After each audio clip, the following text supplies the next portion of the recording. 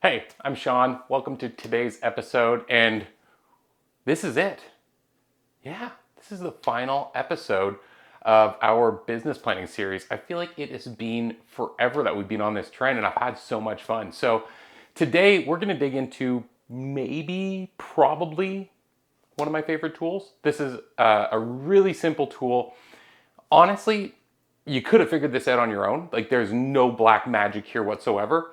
And I think the power to is just that it actually forces you to get stuff out of your mind and down on a paper. So let's just recap. Let's look at where we've been. First of all, we talked about the value of models. We talked about what I affectionately call R&D, rip off and duplicate. We worked from there with that understanding towards actually understanding our goals. And we did a 3-2-1 exercise that I really enjoy doing, where we looked at where we are right now, where we want to be in 3 years, and then we kind of mapped backwards, both for business and personal, what we need to actually see happen in order to get where we're going. And then after that, we did a performa. So that the episode covered taking your goal in terms of where you want your business to be financially this year and working backward to a tangible weekly accountability piece, which was built around appointments. How many appointments do we need to hit goal? From there, we said, okay, well, we need appointments. Well, in order to get appointments, we need leads. So we built out a lead generation plan. And then in the most recent episode, we used a one-page accountability sheet I call a MAP, a monthly action plan, designed just to be a checkpoint for you to work off of day to day so you know where you are in relationship with what you should be doing. And today, we wrap it all up by looking at you as a person and talking about where you need to grow in order to make all this stuff happen. So I think one underlying principle that I really believe kind of points us to where this episode is meant to take you is that your business will grow to the extent that you grow yourself. So and this is something that I've seen again and again, right? Like, a lot of the time people think that they need to outwork themselves. Like, they're not getting where they need to be because they're not working hard enough. And I actually think that a lot of people work plenty and yet they're still not reaching their goal. And the reason is that they're not doing it to their highest potential. They themselves are not their highest potential. So all of the energy that they're putting into their business is producing at a really low efficiency. And so what I want to do is I want to look at how we can change that. We often talk about in lead generation or any investment that you make in your business, ROI, return on investment, right? This is not just a real estate thing. This is like something that we see in all types of businesses. ROI is something that you use to measure the validity, the effectiveness of an investment that you make, right? If one of the investments that you could make in your business has a better ROI, well, that's a better investment to make, so you should make more of that investment. Okay. So what about ROE, return on energy, right? This is like saying, okay, well, what if we tried to figure out a way of taking that ROI piece and instead measuring it on the amount of energy that I give to my business? I'm talking like the nuts and bolts, right? Like the belly to belly stuff that you do, the stuff that burns you out, going on appointments, making calls, doing follow-ups, building marketing campaigns, like all of that stuff takes a huge amount of energy and we want to get a return on it. And one of the ways that we maximize that return, in fact, the most important way that we maximize that return is through bettering ourselves. So that's really where this goes to. The more that we grow as a person, the more our business is going to grow as a result. And just to give you a personal anecdote, like the trajectory at which I'm being able to grow Endgame compared to my first shot at building a business was incomparable. Real estate, even as a sales career, wasn't my first business. I had a very poorly grown business before that, and a million iterations and all kinds of things that I've grown. And along the way, every time that I learn, it allows me to grow the thing that I'm doing now faster. So this is something that I'm really passionate about, and not just because I own a coaching company. I actually think owning a coaching company is something that's been a byproduct of me realizing how impactful this is and wanting to share it with people, because I didn't plug myself into all the opportunities that were out there for me to grow myself when I first gave this my first shot at it. I was just trying to figure it out on my own, and through instead pivoting and saying, you know what, I'm actually going to focus first on me, I completely changed the world I was living in. Okay. The other thing that I think is really important when we look at self-development and having a plan for our personal growth is once we move past the phase in our business where we are, the individual agent doing the activities all ourselves, the administration all ourselves. Like once we move past the point that it's just us being the entire business, and we start to bring other people into the business, the level at which we develop ourselves, the level at which we conduct ourselves, the level of our skill and our knowledge, that becomes a big part of what allows us to get the right people on the bus. The difference between attracting, an average group of people and an outstanding group of people is the difference between an average and an outstanding business. You look at Fortune 500 companies, and one of their most important initiatives, one of the things that they spend the most energy on is how they're going to attract top talent.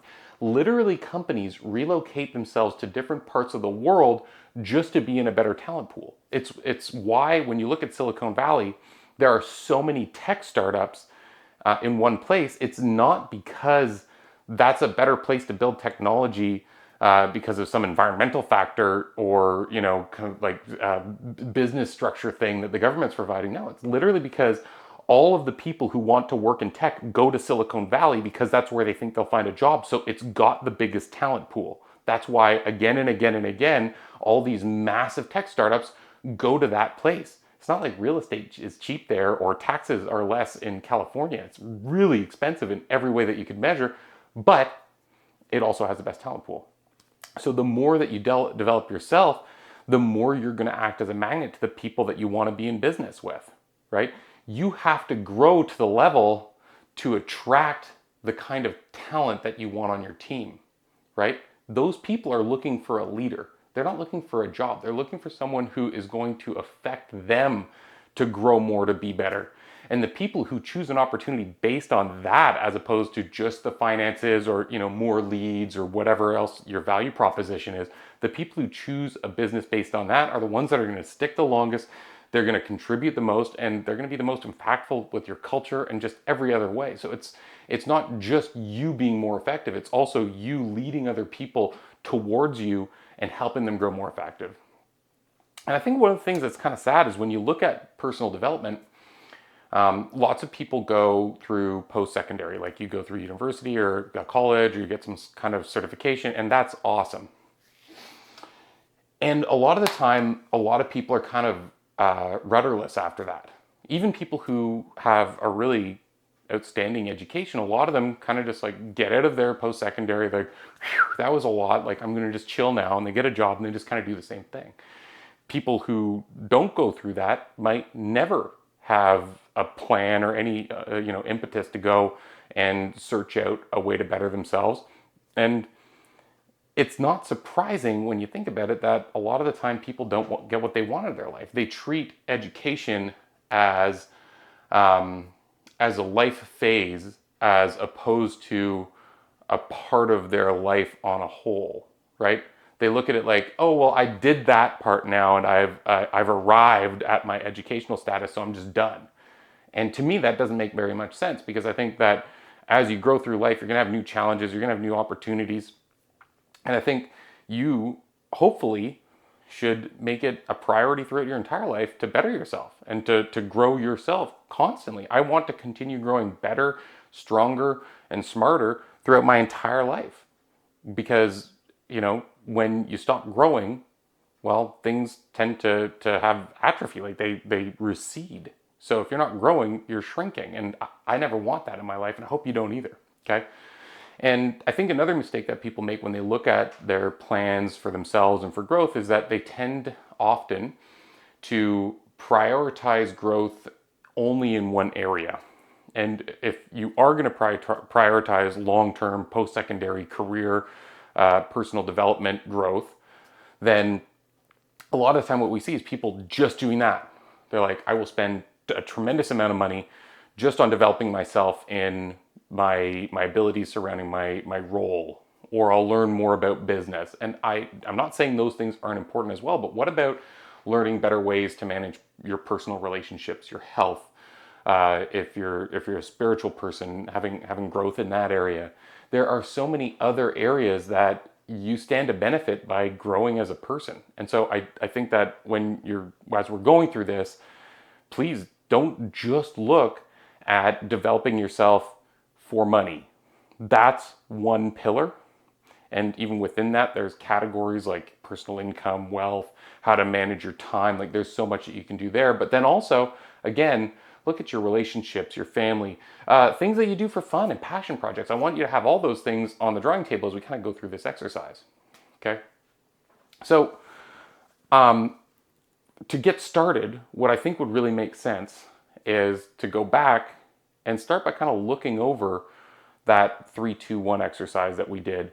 It would have been right at the beginning of this series on business planning.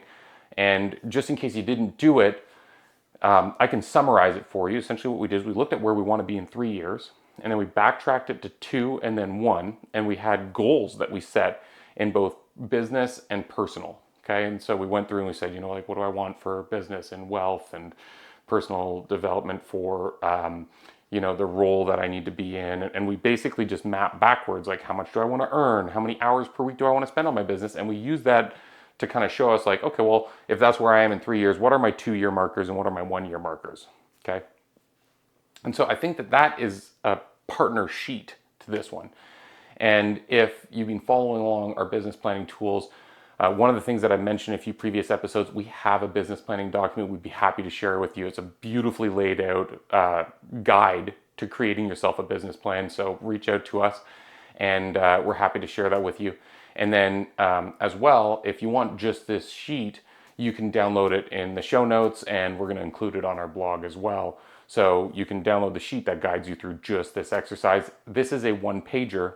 And just in case you're not able to download it or you just want to kind of make your own, it's really simple. All it is it's again 2 columns, personal and business. And on the personal side, we've set out a number of categories that you should consider how you plan to develop yourself personally and in business. And it goes in 3 rows from 3 years to 2 year to 1 year. And the idea is exactly the same. We want to make sure that we're working towards who we want to be in the future, because that person 3 years from now might be something that takes a lot of work to develop. Hopefully it is. Hopefully that the person that you're going to be in 3 years has grown a lot from who you are right now. And that's going to take some planning, it's going to take some work, and it's going to be something that you have to prioritize. So when you're looking at this, what I'd really encourage you to do is think about what you might need to start right now in order to complete in a year or 2 years or 3 years, like long-term courses or training.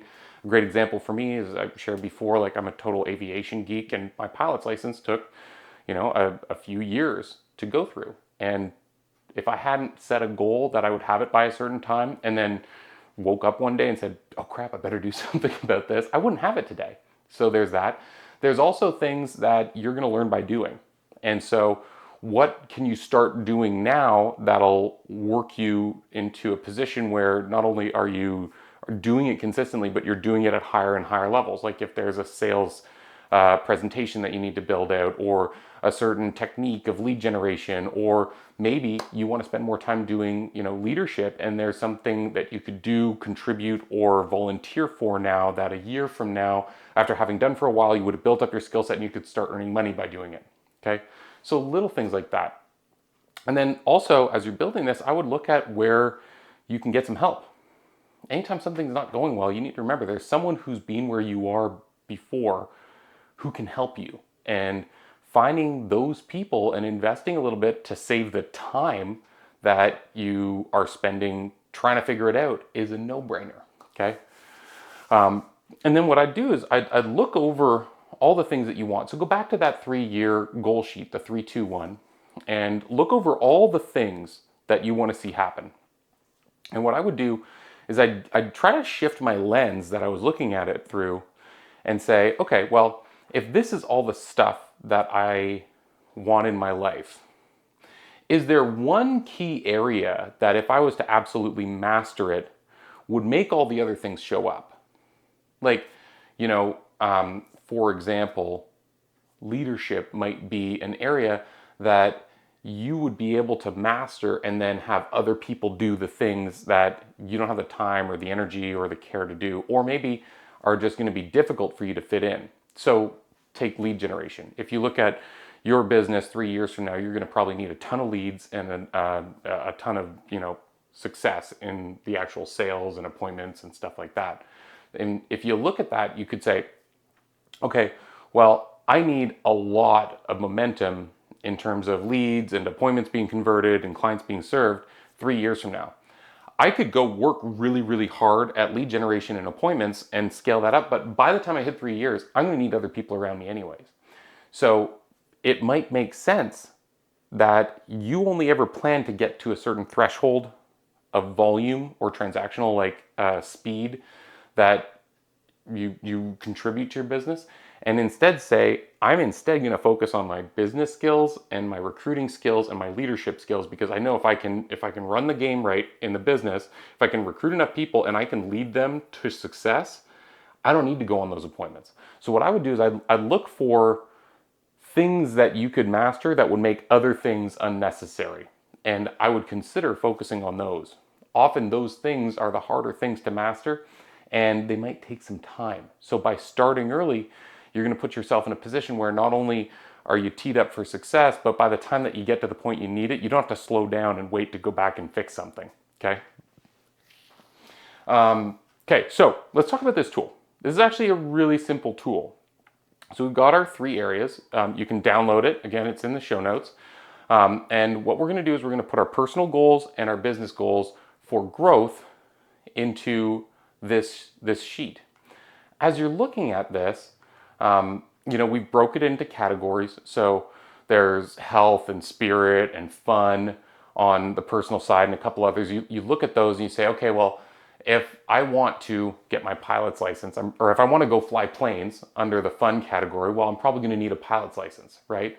And that's a perfect example of something that you just need to start doing now to be able to have the adventures that you want later. Another example could be my brother's learning to sail right now. You're not going to be going out and doing that activity unless you know how to do it safely, because you have people's lives in your hands, right? You might want to do racing, or you might want to do parasailing or skydiving. Whatever it is, you still need to learn the fundamentals, and that's something that you should have on here. Health is one that people almost always overlook. It's such a simple place to push back and say oh, well, I'll get to that later when I have more time, or when my business is doing blank, then I'll have more, flexibility and I'll be able to go and work out every day. And then you wake up 10 years later and your health has been bad for a decade, you're older, and it's really hard to climb back from that. So what could you learn? What skill? What thing could you do for your health that you'd enjoy doing, right? It doesn't have to be going and cranking iron around at the gym. It might be that you adore cycling and you want to learn to be part of a cycling troop. It doesn't have to be it doesn't need to be some intellectually challenging, scholarly pursuit. It could literally just be no, I'm going to set a growth goal for myself to join a cycling club, and I want to compete in a race next year. That would be an excellent goal to have on here.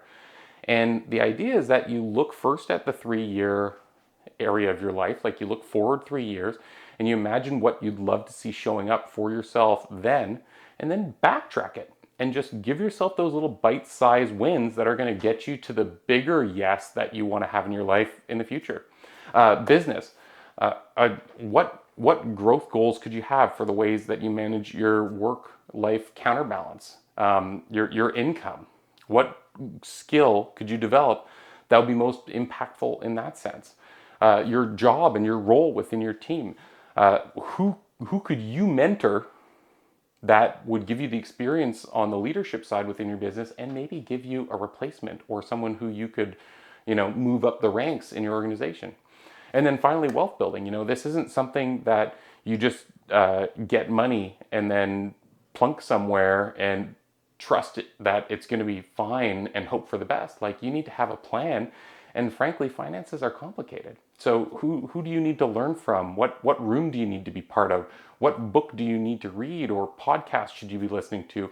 If you start slow and you let something like that chip away over time, it's going to be a lot easier to get where you're going. And frankly, it's not going to feel like a big lift because it's just something that you can slowly move towards. I've always been fascinated in developments, and I don't have 10 or 20 million dollars to chuck at it right now. And larger developments take a lot of money and they take a lot of time and they take a lot of focus. But what I've done is I sit on the board for a nonprofit developer, and I'm learning a ton just through the forced accountability of being at the meetings, reading the reports, starting to understand the language a little bit more, learning about financing and that kind of stuff. It's invaluable. So where could you volunteer that might get you in the room you want to be in so you can have the conversations that you want to go to? You know, I always use this analogy when I start a clinic on business planning or something, and I don't think I've used it yet, but if I have, I apologize. Again, I'm an aviation geek. I just love this stuff. And we do a tremendous amount of planning before we ever fire up the engine of an airplane, because you need to know where you're going, how you're going to get there. You need to know what you're going to do if something goes wrong, what your backups are, how much fuel, how many hours, what the fuel burn looks like. Like, there's all this stuff that you need to plan. And so imagine if you had two airplanes and both of them wanted to fly from New York to London. And on one of them, you filled it up with the right amount of gas, you put a capable crew in the aircraft, and you gave them a flight plan with every detail they needed, and you set them on, and you said, off you go. Well, somewhere close to 1,000 times out of every 1,000 that you did that, they're going to land exactly where they wanted to, because they've got a clear plan. They've measured every angle they need to measure. They understand exactly what they're fixing to do, and it's laid out, and everything is, cared for. Take the same airplane, take the same crew, take the same fuel, but don't give them the flight plan.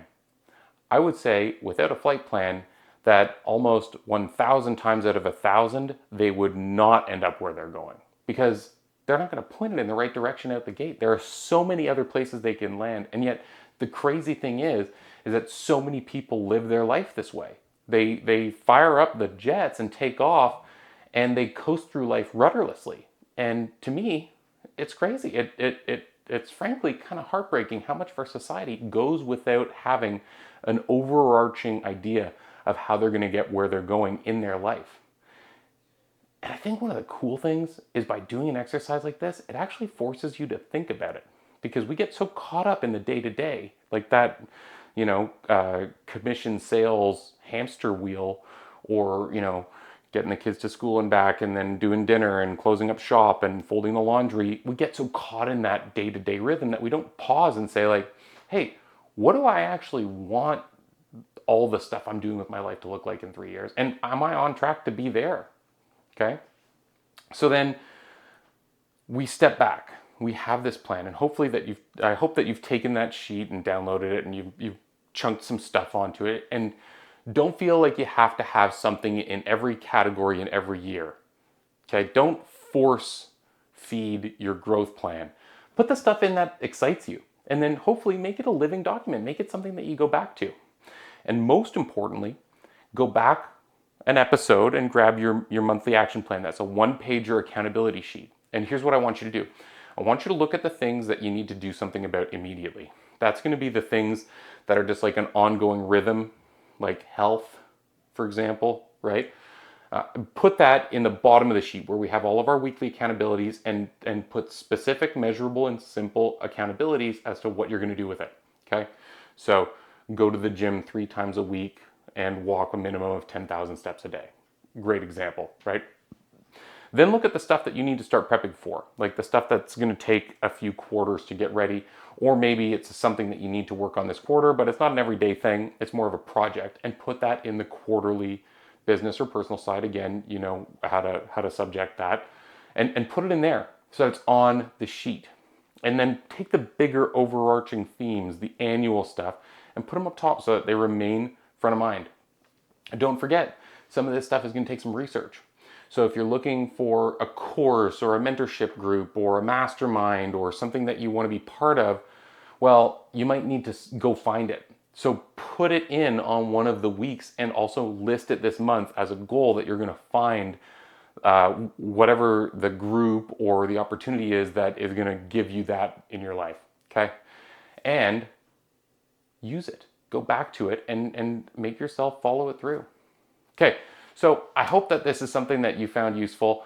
I love this sheet because I geek out over this stuff. Like I find it really fun. I hope that by now you have kind of started to fall in love with the planning part of the process, because to me this is one of the best parts of being in business, is actually trying to figure out how to get where you're going. It's kind of tricky. It's not immediately rewarding, but it makes you think and ponder. And I find that this is the thing that I tend to obsess over. I absolutely love this stuff. And I hope that not only do you use this sheet, but that you have enjoyed the process of going through all of this with me, because I really loved the opportunity to kind of just pull these tools apart in this series. I think it's been 5, 6, or 7 now. I'd have to go back and take a look. And if you haven't already done all of them, I invite you to go back and I challenge you to actually fill out the business plan. Again, we've got a download for you. If you want to reach out to us, we'll connect the dots on it. So as always, I'm really grateful for your time, and I'm looking forward to dropping our next episode. Thanks for watching.